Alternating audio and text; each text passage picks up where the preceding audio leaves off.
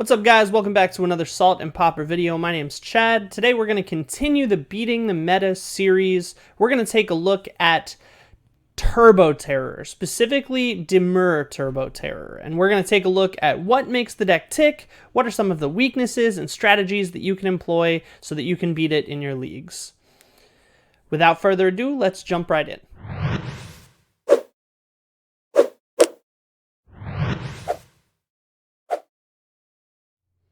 Alright guys, we're going to start off with a small quick overview of the deck just in case you don't know how it works, how it operates, or what the goal is, just so you have a real firm understanding of how to play it. Because in my experience, the best way to learn how to play against something is to actually play the something you're trying to beat. So in this case, the mana base is fairly simple. It's an 18 land base that's fairly consistent across all iterations. It's running 10 islands, 4 ice tunnels, 4 contaminated aquifer. Now those are the black-blue typed dual lands. I have seen some running 2 Ash Barrens. Now that's not common. Ash Barrens is a non-basic land that lets you tap for a colorless or cycle it for a basic land for 1. In most cases, those decks would run a Singleton Swamp. That's not the case here. I'm going to show you guys the most popular list, so it maximizes the chances of you guys seeing what I'm talking about in your leagues. Next up, we have a whole suite of instants and sorceries we're going to run through real quick with these 1-drops.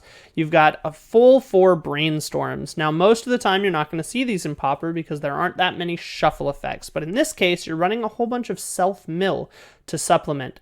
So with the Brainstorm, you're going to draw 3 cards, you're going to put 2 back. That's an instant for 1 blue, everybody knows that, but what you might not know is this next card, Mental Note. Now, Mental Note is an instant that says mill 2 cards, draw a card. So with the Brainstorm, you put a couple cards back, then you Mental Note, you mill them away, you draw a card that is unknown to you. Thought Scour, same thing, except you get to target the mill. So you have a full 8 of these self-mill cards. They're going to really accelerate you into those Gurmag Anglers and Talarian Terrors. That's the point of Turbo Terror.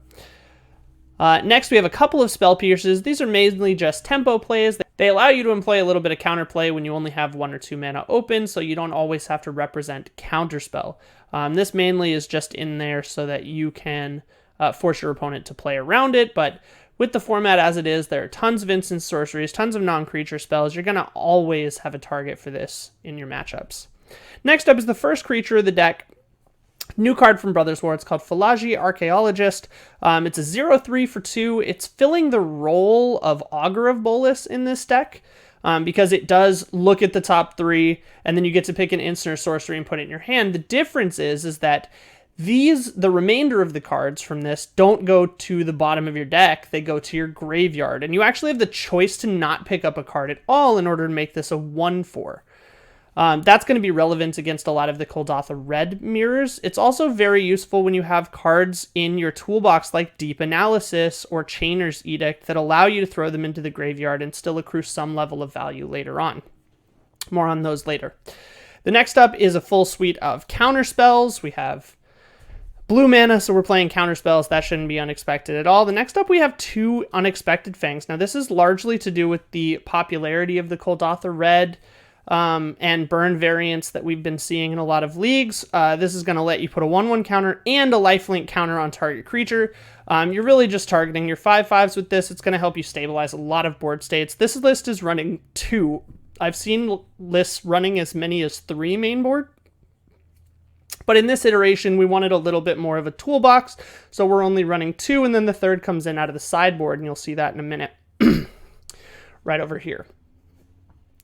Next up is one of our toolbox cards. We have a total of 3 to 4 flex slots in this list, and I'll kind of go over where those are. But in this list, we're running a Singleton Agony Warp. This is mainly in against the main deck, but it's also insurance against Guardian of the Guild Pact and the Gates decks. So make sure that you're aware you're not entirely safe with a Guardian against this deck. It's also helpful in trading against the mirror match so that your 5/5 beats their 5/5, that kind of thing. Next up is a Singleton Chainer's Edict. I've seen decks running as many of 3 of these main board. In this case, I think Agony Warp is a little stronger of a toolbox card just so that you do have that insurance in the mirror match. they fill similar roles. They're both good against the Mirror Match. They're both good against Guardian of the Guild Pact. But in this case, Agony Warp is a little bit stronger against Guardian of the Guild Pact because the decks running it, mainly Boros Synthesizer and Cogate, are going to have lots of 1/1s to sacrifice to this Chainer, so it's really not what you want in that matchup. Next up, we have another card that's great against Cogate, which is Suffocating Fumes. This is pretty much just a Singleton toolbox card in most black decks these days. You can see 2 more in the sideboard we bring in later. Just lets you give your opponents -1, and it has cycling for when you don't need it. It also doubles as a way to help accelerate your Talarian Terrors or Gurmag Anglers, because you can put it in the graveyard by itself, and it's an instant or sorcery. This is also in there just so you don't get run over by elves, but that's a little less popular right now. Next is a full force Snuff Outs. Now, Snuff Out used to be incredibly popular. It's still quite popular, but less so these days because Koldatha Red presents such a problem. And 4 life is a lot to pay. That being said, though 2 Unexpected Fangs, sometimes 3 Unexpected Fangs, really do go a long way in offsetting that life total differential that you're creating with Snuff Out. So the cost on the alternate cast really isn't that bad. Notably, it is target non-black creature, so this will be dead in some matchups, and it won't hit everything you want it to hit, which is why we have so many of those Chainer's Edicts coming in from the sideboard. It lets you take out the Snuff Outs when they're not very good. Next, we have Deep Analysis, and we have 3 in this main board. However, one of them is a flex slot. So I mentioned there are 4 flex slots. This is the last one of them. Deep Analysis is a really good card. It's pretty common in blue and blue tempo decks, especially ones running Brainstorm, Thought Scour, Modern Age, things like that. Modern Age is another card that this deck has run occasionally, but it's fallen out of favor in favor of Archaeologist. It lets you draw 2 cards for 4 mana, but that's not the important part. It lets you flash it back for a blue and a colorless and pay 3 life. So again, you've got that life as a resource theme kind of running here, which is why those Unexpected Fangs are so important. Next up, we have the namesakes of the deck.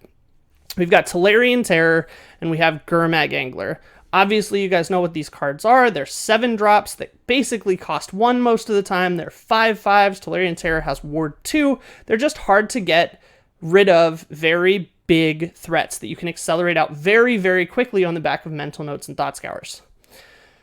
Quick note on the sideboard here, we have a little bit of Graveyard Hate and Nihil Spellbomb. We have a Dispel to bring in against other control-y decks or other counterspell-oriented decks for one of those Spell Pierces, or for big mana decks like Tron or Turbo Fog, things that the 2 mana for Spell Pierce really isn't going to get it done.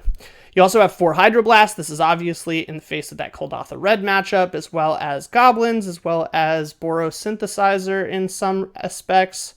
This is just going to help out those matchups. It's not super impactful against anything else in the meta right at the moment, but it's just such an efficient card you can't not run for. Rotten Reunion. This is actually Chainer's Insurance for yourself. So a lot of people are going to be bringing in Chainers against you. They're a really efficient way to get rid of your Talarian Terrors. And this allows you to not only play it in the mirror so that you can exile a card from your opponent, it helps Cycle Storm, or it helps against Cycle Storm, it helps against the mirror, but it also gives you a 2/2 token that you can then sacrifice to Chainers at instant speed. And it has flashback. So not only can you mill it to Archaeologist, you can mill it to any of your Mental Notes or Thought Scours, and it still gives you that value from the graveyard, which is fantastic. Next, we have the Chainer's Edicts that I mentioned earlier. Those are going to come in for a lot of your Snuff Outs when they're dead, or at least not as useful, or the life gain is too taxing, so you bring these in instead. You have an extra Unexpected Fangs just to bring in further hate against the red deck. And you have 2 Suffocating Fumes, which can also be used against the red deck. So you have a lot of sideboard cards that are working double duty, and most of them come in against the red deck. So just be aware, red deck is a really big threat to this. You have a lot of main deck cards that cost you life, and the red deck absolutely loves it when you bolt yourself. So if you're looking to beat this deck, mono red is a great option for you.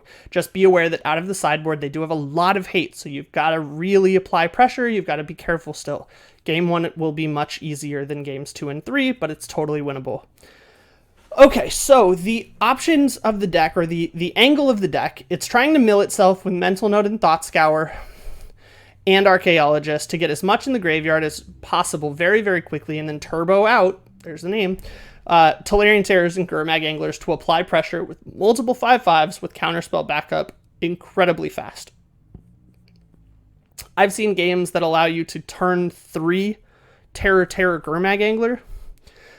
Keep in mind, I also know of lists running foil. So foil is something to be aware of in this list. They've got 18 lands, every one of them is an island. So this foil alternate cost becomes a real thing, especially on those big turns where they're not dropping a bunch of 5/5s and they're tapping out for them. Foil really lets you kind of be aggressive with your 5/5s early in the game and not go shields down. So be aware, some lists are running this. You've got to be able to play around it. That's really all the game plan is. It's just slam 5/5s as soon as possible and then control with some tempo spells so that you close out the game before your opponent can stabilize. Okay, weaknesses of the deck. Much like the Coggates list that we talked about previously, this deck doesn't have that many creatures. It has 4 Archaeologists that are 0/3s by default or 1/4s if they don't take the card advantage, and then they have 2 play sets of 5/5s, and they're self-milling with some element of random mill, so there is a little bit of RNG involved here, and you can get lucky, and they can just mill all of their threats. You'll notice that in this list, there's no way to get them back. There's no Reaping the Graves, although some are running that in the sideboard. I've occasionally seen them in the main board, but it's really not very common. There's not many ways to get cards back from your graveyard in this list, so once they get milled, they're gone. You can start counting them off, have a little checklist on your life pad and just tally mark off the number of threats they have remaining. You can and should just fight through them. This deck has almost no late game because as soon as you get through the threats, they're very much out of steam.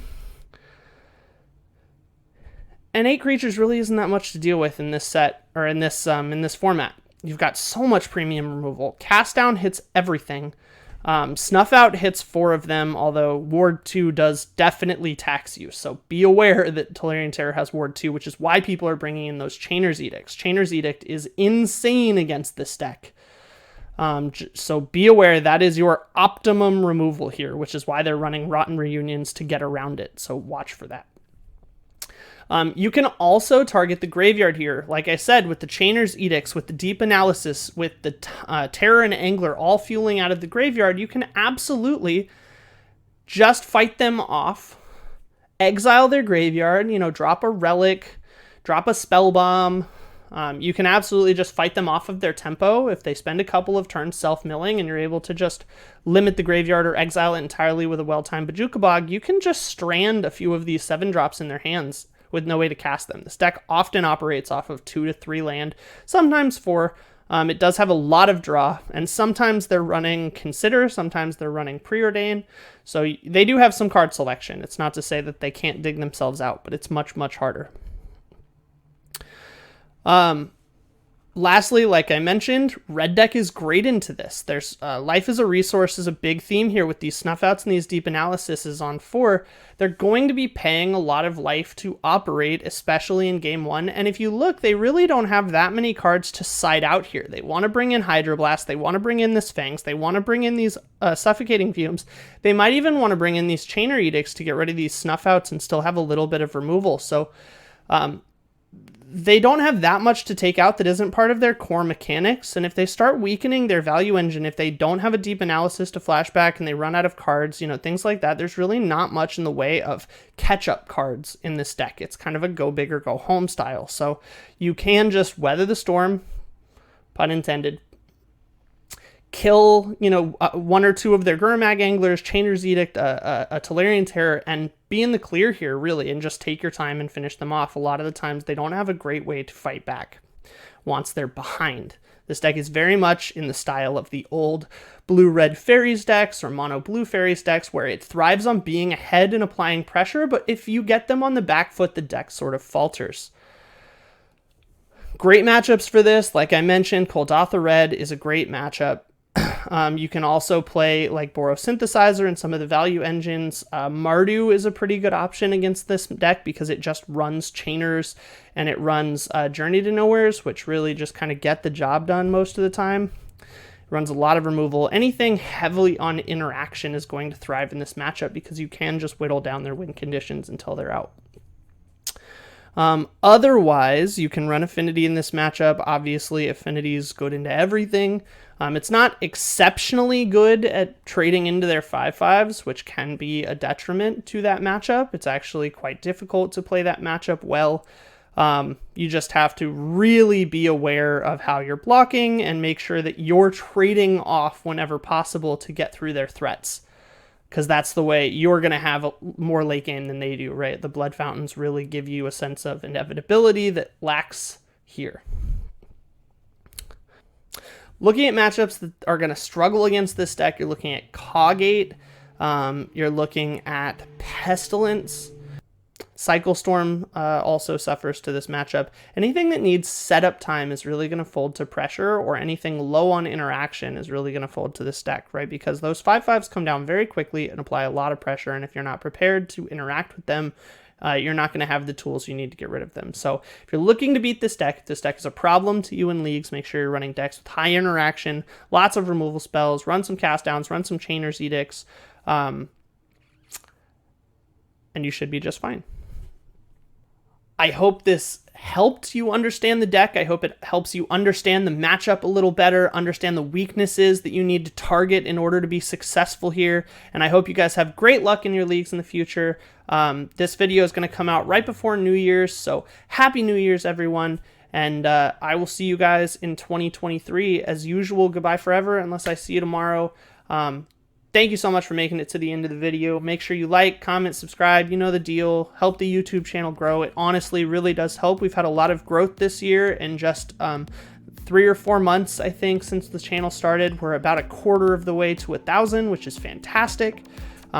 So really, really happy you guys are enjoying the content, and I look forward to bringing you some awesome stuff, including some in-person play, some over-the-table stuff, some cube stuff maybe, from my own personal Pauper cube going into next year. So have a great day, guys. Appreciate you. Good luck in your leagues, and peace.